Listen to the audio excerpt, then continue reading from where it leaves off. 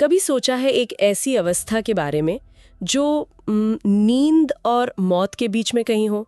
एक शरीर तो है, जिंदा है, लेकिन चेतना वो गायब है। आज हम इसी रहस्यमयी दुनिया में मतलब कोमा को समझने की कोशिश करेंगे। हाँ, और ये सिर्फ एक गहरी नींद नहीं है जैसा कि ज्यादातर लोग सोचते हैं। बिल्कुल नहीं, ये उससे कहीं ज्यादा जटिल है। और इसी को समझने के लिए आज हम कुछ साइंटिफिक स्टडीज और केस स्टडीज को देखेंगे। हमारा मकसद बस ये समझना है कि कोमा में गए व्यक्ति के दिमाग में, उसके शरीर में असल में चल क्या रहा होता है। और सबसे बड़ा सवाल जो शायद सबके मन में आता होगा, क्या वो हमें सुन सकते हैं? बिल्कुल, क्या वो कुछ महसूस करते हैं और उनके ठीक होने के कितने चांस होते हैं? ये भी सोचना अजीब है कि 17वीं सदी से पहले तो लोग ऐसी किसी हालत के बारे में सोच भी नहीं पाते थे। कोमा शब्द भी तो ग्रीक भाषा से आया है ना, जिसका मतलब होता है गहरी नींद। हाँ, डीप स्लीप। और इसी गहरी नींद से मरीजों को जगाने के लिए पुराने समय में मतलब बहुत ही अजीब तरीके अपनाए जाते थे। मैंने पढ़ा है इसके बारे में, कुछ तो बहुत ही क्रूर थे। बहुत, जैसे शरीर को गर्म लोहे से दागना या बर्फ में दबा देना, यहाँ तक कि खोपड़ी से खून निकालना। ये सब सुन के अजीब लगता है। और जाहिर है ये तरीके काम नहीं करते थे, पर इनके फेल होने से एक बात साफ हो गई कि कोमा और नींद में जमीन आसमान का फर्क है। मतलब मरीज बाहर से भले ही शांत दिखें, पर अंदर बहुत कुछ चल रहा होता है। एग्जैक्टली। और हर मामला दूसरे से अलग होता है, इसलिए जो इलाज एक पर काम करता है वो शायद दूसरे पे ना करे। तो इसका मतलब ये हुआ कि सारे कोमा एक जैसे नहीं होते? नहीं, बिल्कुल भी नहीं। इसके कई प्रकार हैं। और हाँ, जैसे मैंने मेडिकली इंड्यूस्ड कोमा के बारे में सुना है, वो तो जानबूझकर किया जाता है। सही, वो एक कंट्रोल की हुई हालत है किसी बड़ी चोट या सर्जरी के बाद दिमाग को आराम देने के लिए। लेकिन जब हम प्राकृतिक कोमा की बात करते हैं तो उसकी गंभीरता को मापने के लिए एक स्केल इस्तेमाल होता है। अच्छा, कौन सा स्केल? उसे कहते हैं Glasgow coma scale. Glasgow coma scale, ये सुनने में थोड़ा टेक्निकल लग रहा है, पर समझना आसान है। ये 3 से 15 तक का एक स्कोर होता है। डॉक्टर 3 चीजें देखते हैं: आंखें खोलना, बोलना और शरीर की हरकत। 15 मतलब सब ठीक है, व्यक्ति होश में है। और सबसे कम स्कोर? 3। स्कोर जितना कम, हालत उतनी ही गंभीर। 8 से नीचे का स्कोर मतलब गहरा कोमा है। समझ गए। और इस स्केल के अलावा भी तो कुछ खास तरह की अवस्थाएं होती है ना? हाँ बिल्कुल। जैसे वेजिटेटिव स्टेट, मैंने सुना है इसमें मरीज कभी कभी आंखें खोलता है या मुस्कुराता भी है। हाँ, और ये परिवार वालों के लिए बहुत कंफ्यूजिंग हो सकता है। हाँ। वेजिटेटिव स्टेट में मरीज आंखें खोल सकता है, उबासी ले सकता है, पर ये सब अनैच्छिक क्रियाएं हैं, मतलब बिना सोचे समझे होने वाली हरकतें। तो वो असल में सचेत नहीं होता? नहीं, उसका दिमाग बाहरी दुनिया के लिए जागा हुआ नहीं होता। वो आवाज या स्पर्श पर कोई सही प्रतिक्रिया नहीं दे सकता। ये तो बहुत मुश्किल स्थिति होगी परिवार के लिए। बहुत। और फिर एक और अवस्था है, कैटाटोनिया। कैटाटोनिया, इसमें क्या होता है? ये एक तरह से पूरी तरह लॉक इन वाली हालत है। मरीज कोई भी शारीरिक हरकत नहीं कर पाता, पलके भी नहीं झपका पाता। मतलब उन्हें सांस लेने के लिए भी मदद की जरूरत पड़ती होगी। हाँ, अक्सर उन्हें वेंटिलेटर पर रखना पड़ता है। शरीर एक पिंजरे जैसा बन जाता है। और सबसे गंभीर स्थिति? Brain death. ब्रेन डेथ, हाँ। इसमें और कोमा में क्या फर्क है, ये जानना बहुत जरूरी है। ये बहुत बड़ा फर्क है। ब्रेन डेथ का मतलब है कि दिमाग के सभी हिस्सों ने काम करना बंद कर दिया है पूरी तरह से। उसके ठीक होने की कोई गुंजाइश नहीं होती। कानूनी और मेडिकल दोनों ही तरह से व्यक्ति को मृत माना जाता है, भले ही मशीन के सहारे शरीर के कुछ फंक्शन चल रहे हों। हाँ, जैसे दिल का धड़कना या पाचन, पर दिमाग जा चुका होता है। और एक चीज और, स्टूपर। मैंने पढ़ा है कि कुछ डॉक्टर्स इसे असली कोमा नहीं मानते। ऐसा क्यों? ऐसा इसलिए क्योंकि स्टूपर में मरीज को बहुत तेज स्टिमुलस जैसे दर्द देने पर कुछ देर के लिए जगाया जा सकता है। अच्छा। हाँ, उनकी आंखें खुल सकती हैं, पर वो कुछ समझ नहीं पाते, जबकि गहरे कोमा में मरीज को किसी भी तरह से जगाया नहीं जा सकता। तो यहीं पर वो सवाल आता है जो हम फिल्मों में देखते हैं कि कोई अपने प्रियजन की आवाज सुनकर होश में आ गया।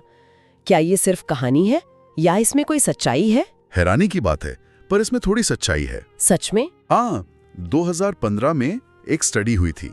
उसमें पाया गया कि जो मरीज दिन में 4 बार अपने परिवार वालों की आवाज सुनते थे, वो दूसरे मरीजों की तुलना में जल्दी होश में आए।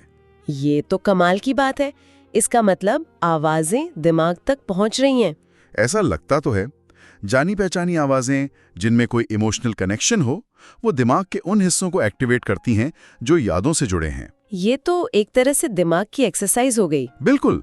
उसे निष्क्रिय होने से बचाने की एक कोशिश। इसका एक बहुत बड़ा उदाहरण तो शायद इजराइल के प्रधानमंत्री एरियल शरोन का है। हाँ, उनका केस बहुत खास है। वो कई साल वेजिटेटिव स्टेट में थे और जब उनका फंक्शनल MRI स्कैन किया गया तो कुछ बहुत दिलचस्प सामने आया। क्या पता चला? पता चला कि जब उनका बेटा उनसे बात करता था या परिवार की तस्वीरें दिखाई जाती थीं, तो उनके दिमाग में हलचल बढ़ जाती थी। मतलब दिमाग जानकारी को प्रोसेस कर रहा था, भले ही शरीर जवाब नहीं दे पा रहा था। सही।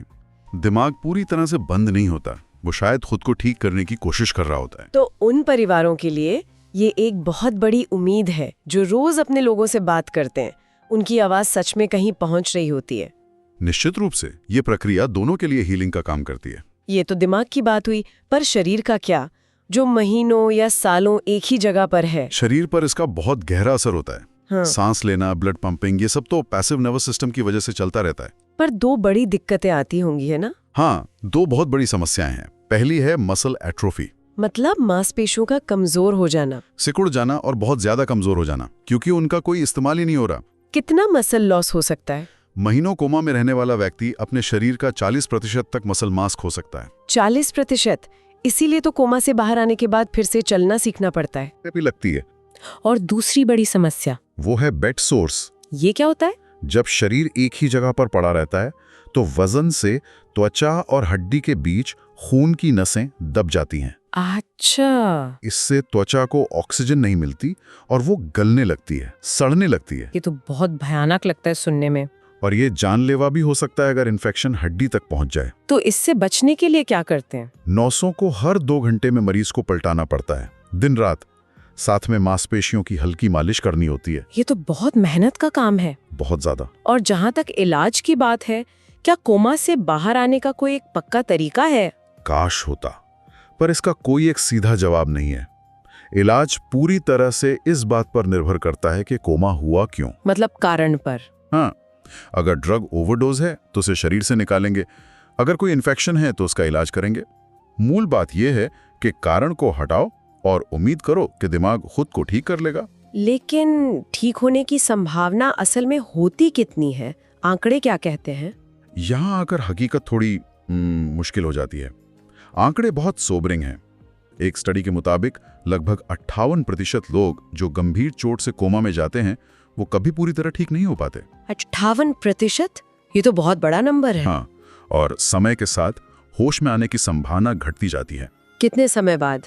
एक स्टडी में पाया गया कि 4 दिन के बाद होश में आने की उम्मीद सिर्फ 7% रह जाती है। सिर्फ 7%? और 2 हफ्ते बाद सिर्फ 2%? ये आंकड़े तो हमें एक बहुत ही गहरे नैतिक सवाल पर लाकर खड़ा कर देते हैं। बिल्कुल। खासकर उन मरीजों के लिए जो बहुत लंबे समय से कोमा में हैं। हाँ, और यहीं से यूथेनेसिया यानी इच्छा मृत्यु की बहस शुरू होती है। Mercy killing. ये शांति से जाने का अधिकार होना चाहिए। हाँ, लेकिन इसका दूसरा पहलू भी तो है। बहुत मजबूत पहलू है कि अगर मरीज खुद अपनी इच्छा नहीं बता सकता तो कोई और ये फैसला कैसे ले सकता है? सही बात है, ये तो किसी की जिंदगी और मौत का फैसला लेने जैसा हुआ। बिल्कुल, और ये एक ऐसी दुविधा है जिसका कोई आसान जवाब नहीं है। ये पूरी चर्चा हमें इसी एक सवाल पर छोड़ जाती है कि चेतना आखिर है क्या, कहाँ रहती है, और जीवन और मृत्यु के बीच की वो जो धुंधली सी लाइन है वो आखिर कहाँ है? शायद इसका जवाब हमें विज्ञान और दर्शन दोनों को मिलकर खोजना होगा।